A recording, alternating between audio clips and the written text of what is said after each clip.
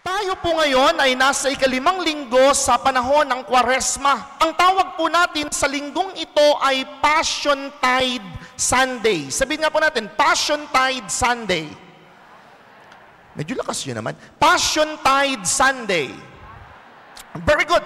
Passiontide Sunday sapagkat ito ang huling linggo bago ang linggo ng palaspas. Amen. Amen. Ito ang huling linggo bago natin marinig ang pagpapahayag ng senaryo ng pagpapakasakit, pagkamatay, at muling pagkabuhay ng ating Panginoon. Amen? Palakpakan nga po natin ang ating Panginoon. At napakaganda po ng mga pagbasa sa umaga pong ito, sa linggo pong ito, ikalimang linggo ng Kwaresma. Ang mga pagbasa ay tumutukoy sa dakilang pag-ibig ng Diyos. Narinig po natin yan. Unang pagbasa mula kay Propeta Isaias, ikalawang pagbasa mula sa sulat ni Apostol San Pablo sa mga taga-Filipos, at sa ating mabuting balita, narinig natin ang kwento ng babaeng nahuli sa pakikiapid. Amen? Pero hindi po siya hinusgahan ng Panginoon. Ito ang dakilang pag-ibig ng Panginoon. Siguro po ito yung magandang pagnilayan sa umaga pong ito. Ano ba yung mga paalala sa atin ng mga pagbasa? Bagamat hindi naman tayo nakikiapid. Bagamat hindi naman tayo nahuhuli. What are the reminders of this fifth Sunday of Lent? Tatlong punto ang nais ko pong pagnilayan sa umagang ito. Tatlong mga paalala sa atin ng mga pagbasa. Una, ang katotohanan mga kapatid na hindi tayo dapat manghusga ng kapwa. The first point, brothers and sisters, is never judge your neighbor. Sabihin nga natin, never judge your neighbor.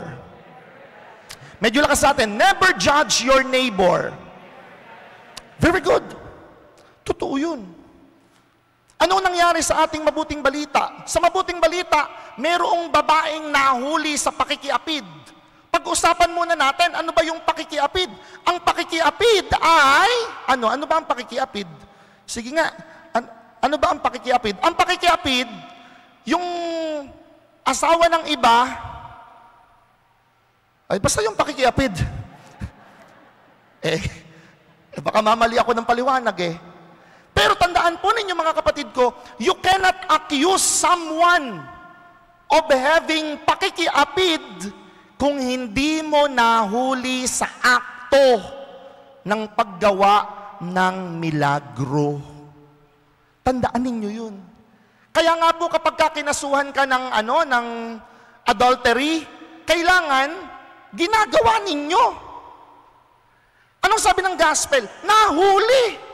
Kaya nga kahiya-hiya yung babae Umagang-umaga si Jesus nagtuturo, tapos biglang may hubot-hubad na babae na dinala sa kanya at gustong parusahan. Siyempre, kahiya-hiya yun. But what did Jesus tell them? Anong sinabi ni Jesus sa kanila? O di sige, batuhin ninyo kung kayo'y walang kasalanan. Jesus did not judge the woman caught in adultery. Hindi niya hinusgahan. Tanungin ko po kayo, masakit mahusgahan. Amen. Amen. Sa dami ng ginawa mong tama, yung isang pagkakamali, iyon ang huhusga sa'yo. Masakit yun. Mas masakit kapag galing ito sa pamilya mo. Minsan kung sino pa ang mga kapamilya natin yun pa ang walang paniwala sa atin Kung minsan, kung sino pa ang mga inaasahan mo, sila pa ang hihila sa'yo.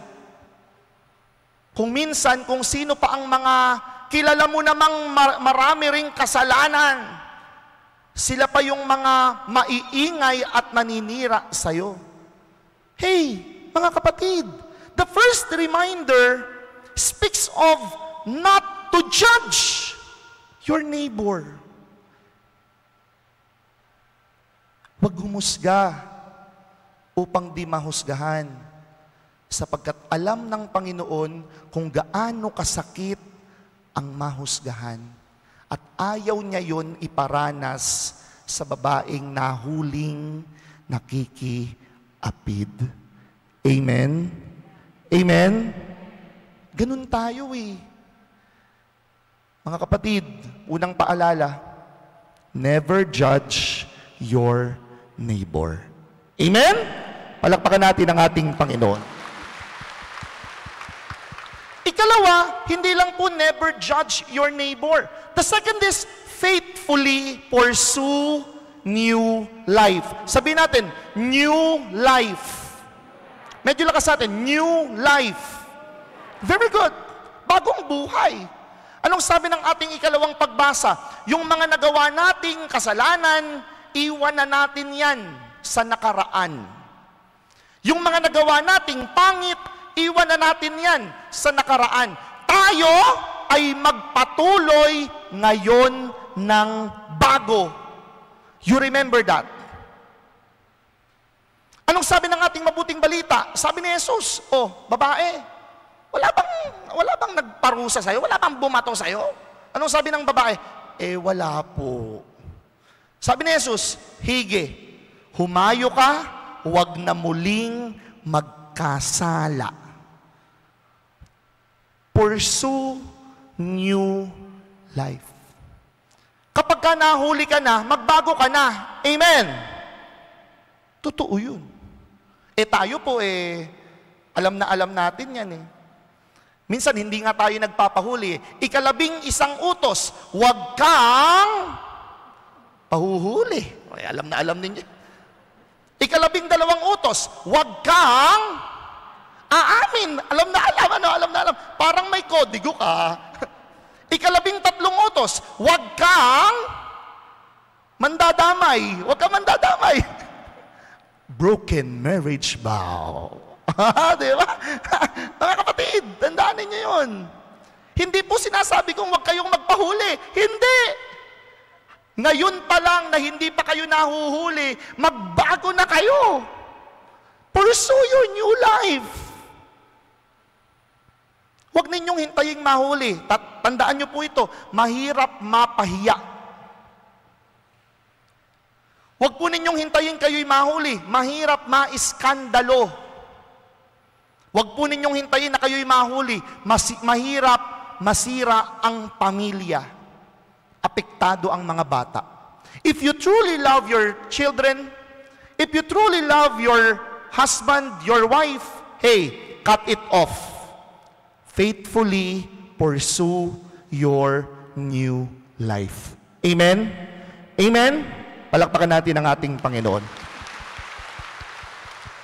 Kung hindi ka pa nahuhuli ngayon, baka binibigyan ka ng Panginoon na tumalikod sa maling ginagawa mo.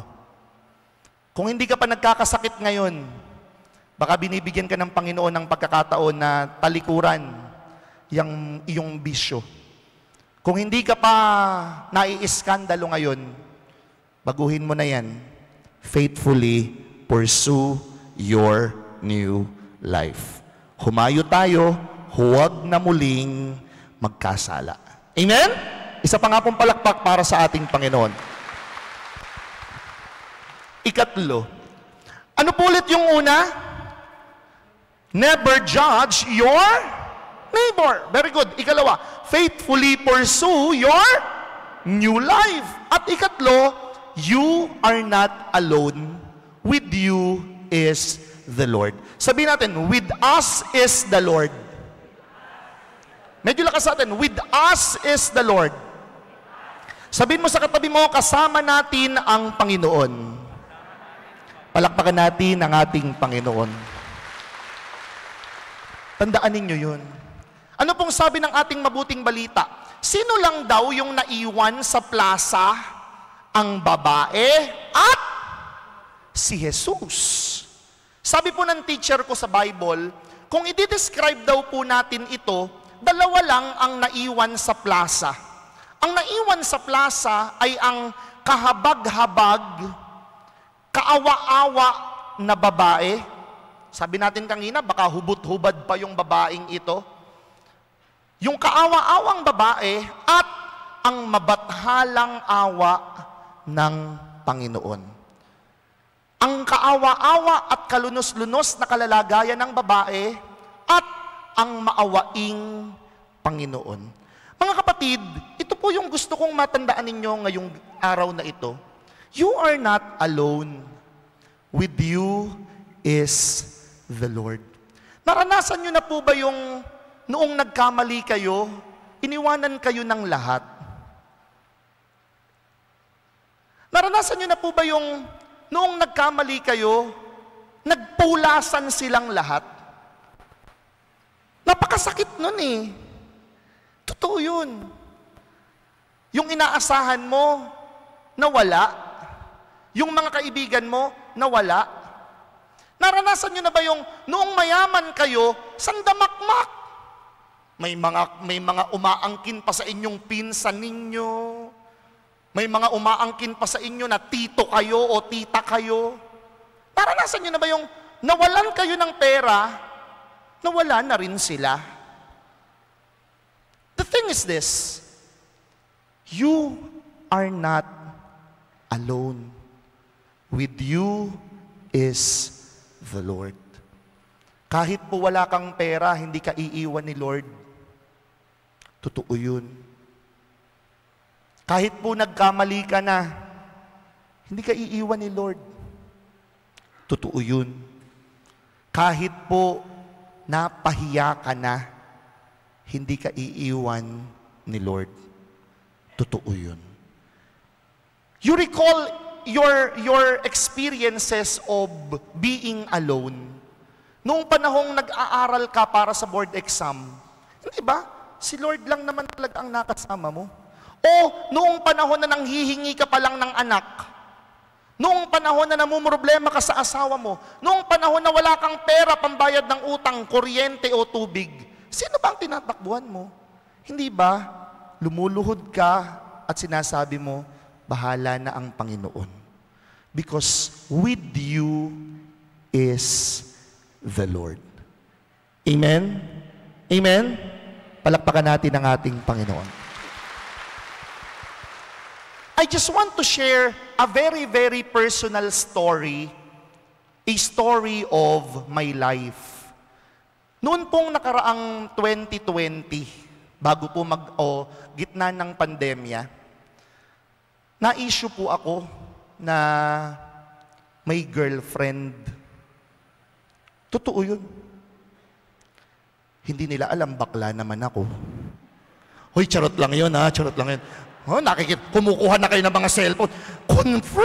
Confirm si Father. Pagka ito nakalabas, atin-atin lang to ha, at atin iilan lang naman tayo rito. Mga kapatid, alam niyo, totoo to, this is the story of my life. And I will just share this ngayon ko lang ito i-share. Ano? Siguro, handa na akong i-share. Alam niyo, yung mga tao na inaasahan ko na magtatanggol sa akin, nawala lahat. Totoo yun.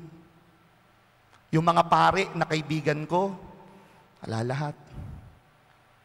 Siyempre, hindi ako pwedeng magpakitang mahina sa pamilya ko. Dapat, pagka humaharap ka sa pamilya mo, okay ka pa rin, bagamat alam nila yung issue. Yung mga pare na nagsasabi, okay lang yan, nagpahuli ka kasi. Luka. Ano ba dapat, hindi magpahuli? Ganun ba? Mga kapatid, lahat sila nagpulasan. I even thought of killing myself. Totoo yun. Sasabihan niyo ako, ang galing-galing mag-sermon ni Father. Totoo yun. Magaling talaga akong mag-sermon. Pero meron din akong mga inner troubles. I even thought of killing myself. I even thought of flying abroad para matakasan lahat. Kasi nga nawala lahat eh. But one thing is constant. The Lord did not leave me. Hindi ako iniwan ng Panginoon. Hanggang sa nakabalik ako sa social media, sa parokya, sa buhay, hanggang sa, eto na ulit ako. May mga tao na ulit na nagpupunta kung nasaan man tayo. May mga tao na ulit na pumupuri sa sermon natin. Hanggang sa matatag na ulit ako. Mga kapatid, ito yung gusto kong sabihin sa inyo sa linggong ito. You are not alone. I experienced it. Yung iba siguro sa inyo, hindi ganoon yung experience. Hindi na-bash sa Facebook, hindi na-bash sa Instagram, sa Twitter, or sa iba pang social media platforms. Ako naranasan ko yun. At wala akong ibang kinapitan, walang ibang kumapit sa akin, kundi ang Diyos. Hindi na nga po ako nakakapit eh. Siya ang kumapit at humango sa akin. Look at me now. Because of the mercy and grace of God, mas malakas, mas matatag, mas matibay. Isa lang ang napatunayan ko, kasama ko ang Panginoon. Amen? Amen? Isang malakas na palakpak sa ating Panginoon. 3 punto. What are the reminders of this 5th Sunday of Lent? Never judge your neighbor. Faithfully pursue your new life. You are not alone, with you is the Lord. Sabi po ng isang kanta, minsan ika'y nag-iisa, walang makasama, di malaman san tutungo. Naghahanap, nag-iisip kung san babaling, dito sa mundong mapaglaro. Kapag umuulan, bumubuhos ang langit sa iyong mga mata. Kapag mayroong unos ay aagos ang luha, ngunit di ka mag-iisa. Kaibigan.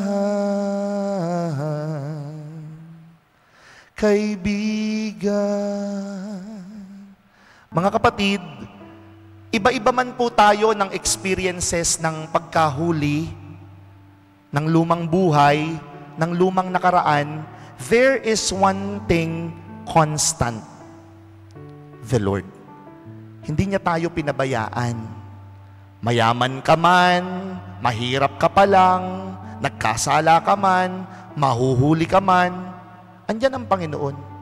Ito ang katotohanan na hindi tayo iiwanan ng Panginoon.